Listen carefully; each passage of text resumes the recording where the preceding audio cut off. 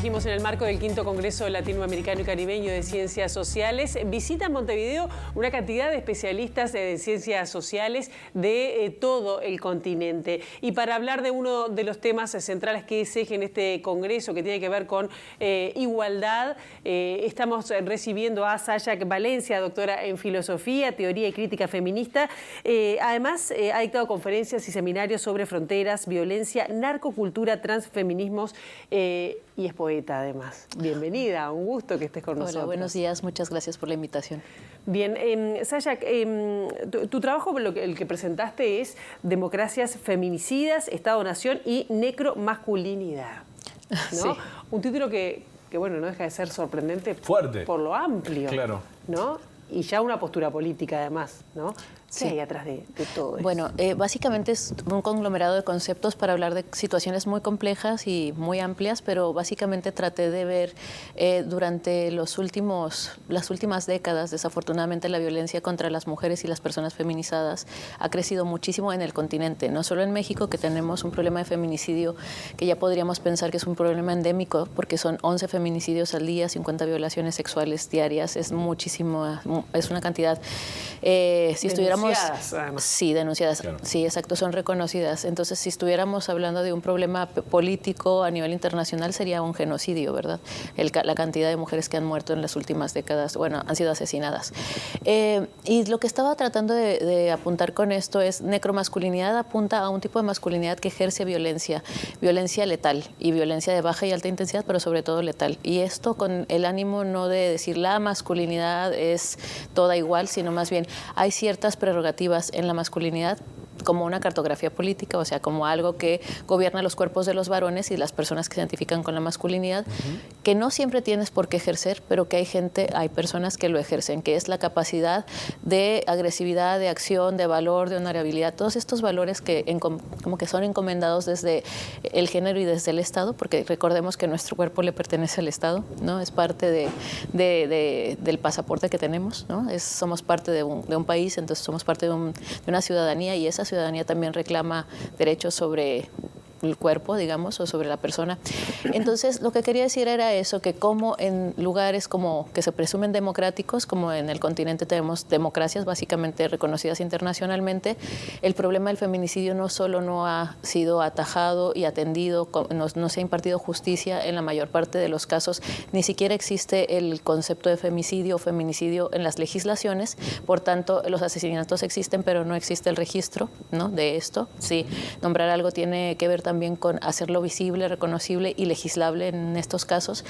Y lo que yo quería decir en este caso es que el feminicidio y la democracia son incompatibles en sus bases. Sin embargo, porque las democracias sustantivas no podrían permitir que esto suceda, ¿no?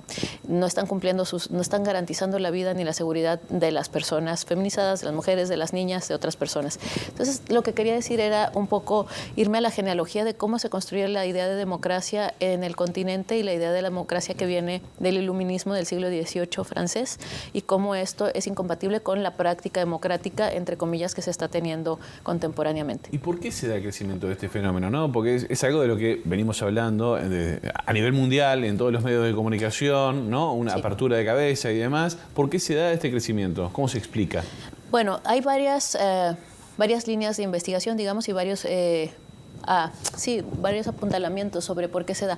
Primero, hay una cultura en la base, y esto es algo de lo que hablé en la conferencia, que la figura de la democracia está asentada sobre ideales, fraternidad, igualdad, que sabemos que son ideales de libertad de la Revolución Francesa.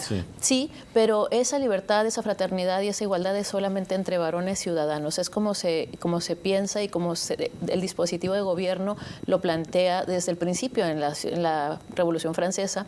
Hay críticas sustantivas en ese momento también. Una teórica de la época que se llamaba Olympe de Gouges, que dijo, bueno, sí, hicimos una revolución, pero ¿por qué no estamos nosotras también dentro de la idea de ciudadanía? Y la decapitaron. Bueno, básicamente feminicidio, pero de Estado. Lo que está sucediendo son varias cuestiones y tiene que ver con crisis acumulativas y con crisis a nivel de gobierno del cuerpo. crisis económicas y políticas, ¿no? Hay cierta coreografía de género para la masculinidad y la feminidad, existen otras identidades y otros despliegues, pero a nivel de gobernanza estatal sobre el cuerpo están este binarismo y las mujeres tenemos que hacer ciertas cosas, bueno, las personas que identifican como mujeres para ser reconocidas como tal y los hombres con otras, ¿no?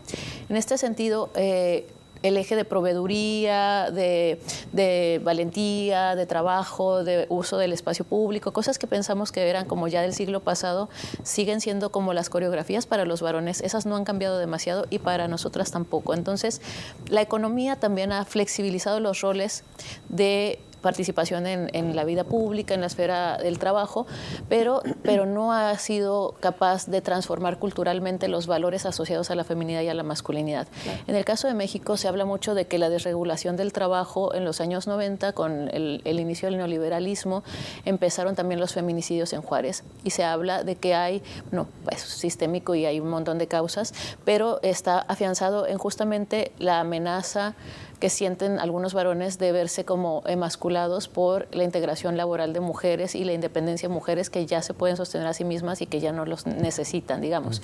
Sin embargo, también hay muchas cuestiones que tienen que ver con mercado de cuerpos, con trabajo sexual, con trata, narcotráfico, con ¿no? narcotráfico. Porque en Juárez en su momento fue un corte y con otras cuestiones más asentadas en la economía, que tenemos que seguir el rastro de la economía para también pensar los problemas sociales. Creo que es muy importante. Sasha, yo te quería preguntar, ¿hay alguna diferencia, ves alguna diferencia si estamos hablando de gobiernos de izquierdas o gobiernos de derecha en esta concepción de masculinidad y de feminismo? O de concepción de mujer. La feminidad es una cosa y el feminismo es la politización.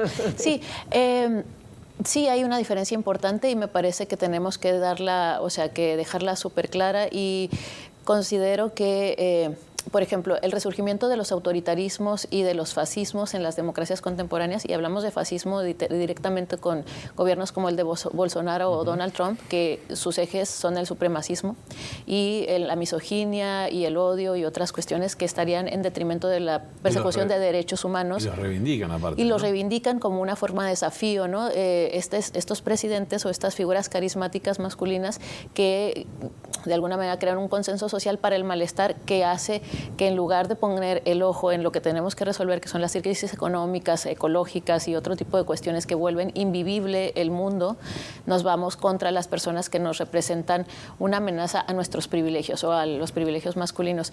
Personas migrantes, personas racializadas, mujeres feministas, o sea, no solo mujeres, sino mujeres que están luchando por la igualdad sustantiva entre las personas, los géneros, y una serie como de variables que dicen, bueno, estos son el enemigo. Y eso es muy del gobierno autoritario de la derecha y de la derecha ultraconservadora. Y esto está muy en vinculación con el proyecto económico capitalista extractivista que viene, obviamente desde la historia colonial de nuestro continente.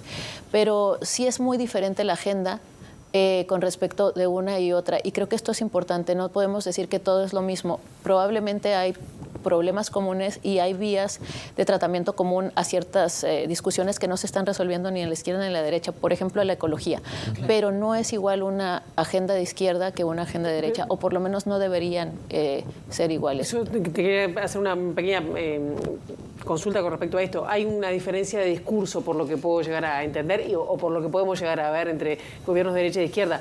Pero en la práctica tampoco es que haya cambiado demasiado, ¿o sí? La cuestión también es que hacemos como mapeos generales de situaciones, y en algunos casos hay grandes como avances en cuanto a la legislación. Por ejemplo, en algunos lugares se puede hablar de que ya hay legislación sobre feminicidio, se está trabajando sobre la legislación del transfeminicidio, pero sobre todo creo que aunque parezca que no hay grandes avances, discursivamente hablando sí es necesario hacer un frente común para no ser avasallados por un discurso que reivindica todas estas cuestiones que nos parecen antiderechos básicamente, ¿no? Y que además de ser antiderechos tienen consecuencias materiales en el cuerpo de ciertas personas. O sea, si apoyamos el racismo a ultranza, no nos extrañe que que asesinen a gente que vive de manera precaria en las periferias de nuestros países porque están llegando como migrantes, ¿no? De repente hay un índice alto de asesinatos a ciertas personas porque los discursos, somos personas sociales, no somos un animal político y social, crean realidad. O sea, por eso tenemos tenemos jurisprudencia, porque el discurso hace aquello que enuncia, ¿no?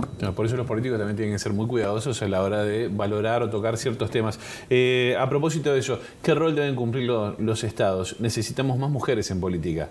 Necesitamos mejor política, necesitamos una política, creo que podríamos pensar en que necesitamos mujeres, pero también necesitamos personas que no utilicen el token mujer como una moneda de cambio. Claro. Vemos que en la extrema... O como para cubrir una cuota solamente. Y sobre todo porque en la extrema derecha, que no son feministas, digamos, ni tampoco les interesa la igualdad, sino tener un pedazo mayor del pastel, que eso es lo que básicamente hacen, porque son conservadores, pero capitalistas, ¿no? Claro. No son conservadores menonitas que vivan en apartados de la sociedad, sino que son pues básicamente los dueños del mundo y a nivel económico. Entonces, esto me parece muy peligroso decir, necesitamos mujeres. No, necesitamos una agenda política que puede estar representada por mujeres, pero que tenga que ver con justicia social. Yo soy feminista, me considero feminista, militante transfeminista, pero muchos de los espacios que se han abierto a favor de las mujeres y de la igualdad están siendo utilizados como un caballo de Troya para la derecha. Pienso una vidriera. Lo que pasa en Italia con la vuelta de la extrema derecha, o lo que estaba pasando con Le Pen en Francia, o lo que ha pasado también en Estados Unidos y en otros lugares donde ponen a una mujer al frente de un discurso que en realidad no es un discurso antiderechos. Y me parece que es peligroso pensar que solo por ser mujeres tenemos mejores capacidades o formas más cuidadosas. Tendríamos históricamente esa capacidad, pero hay que ver la agenda también, no solo la representación, ¿no? Me parece importante. No, yo me refería, por ejemplo, acá en nuestro país se han hecho encuestas, un montón de encuestas que la sociedad ve como necesario que los derechos de las mujeres sean contemplados a nivel parlamentario, por ejemplo, y es algo que lamentablemente no se da. Se sigue dando que las listas son generalmente encabezadas por hombres, o quienes cortan o reparten la torta lo hacen hombres. Entonces, claro, obrar desde adentro, que la mujer tenga un rol más importante a nivel parlamentario. Sí, yo creo que es importante eso, pero no solo como una cuota, como comentabas, ¿no? También es importante ver la agenda y ver que la agenda no se trata de una persona, sino de un proyecto político de base que va a reflejar en la sociedad unas necesidades específicas de esa comunidad, ¿no? No se trata solo de tokenismo, que es como se le dice a esto. Es más complicado desarticular todo este tipo de concepciones culturales en América Latina que en otros continentes. Mira, desafortunadamente parece que nosotros tenemos una idea, se tiene una idea de que nosotros somos básicamente machistas e ingobernables en Latinoamérica por la historia colonial, pero no es tan así. De hecho, la cifra de asesinatos o de feminicidio en países nórdicos es tremenda, de violencia intrafamiliar, como le dicen aquí, de violencia contra las mujeres, es muy alta, tomando en cuenta que son países con poblaciones muy pequeñas, o sea, 4 millones de personas es todo un país. En México, una ciudad pequeña tiene 4 millones de personas, en Uruguay no sé cuántos millones. No somos 4, no llegamos a 4 en total. 3.200.000. Bueno, pero entiendo que si se compara como por ejemplo con un país mucho más grande, las cifras importan. O sea, a lo mejor aquí hay 2, pero 2 dentro de 4 millones es muchísimo. Exacto. Si son 2 en una población de 100 millones, pues sí hay diferencia, ¿no? De repente...